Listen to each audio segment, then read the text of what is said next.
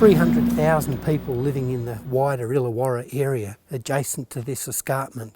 It's critical that we manage the landslide issue as best we can. My role across Wollongong City Council, Sydney Trains and the Roads and Maritime is to provide advice on these landslides, but to monitor their assets that traverse these landslide sites.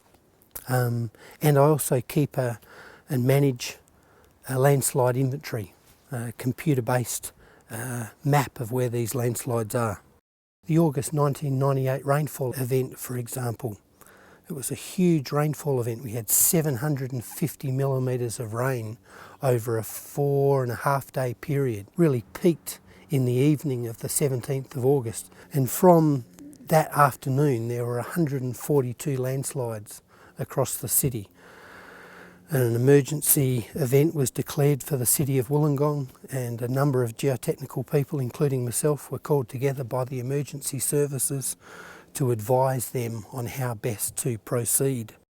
And out of that event, Wollongong City further developed their emergency planning, and we set about establishing a number of live landslide monitoring stations where we can assess the performance of these things to a degree remotely. And our industry partners have been great supporters of that. We've now got a network of over 30 of these monitoring stations across the network.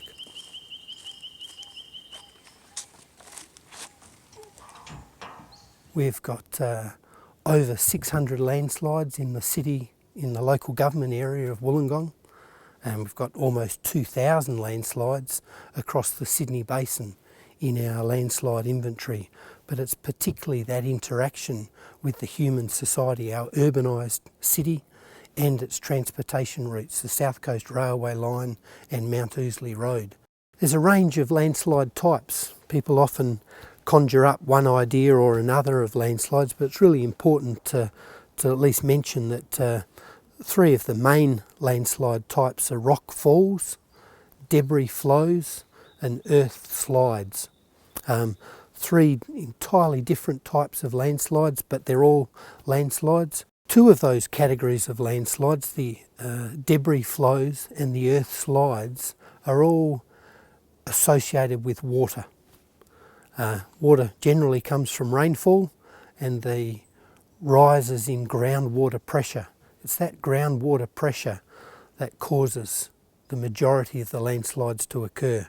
All of this range of landslides are essentially naturally occurring phenomena, and it's just a matter of managing them as best we can and protecting the infrastructure and the community by monitoring them, mapping where they are, so it's increasing our awareness and enhancing the ability of the asset managers and the council planners to be able to manage them and keep the community as safe as we can.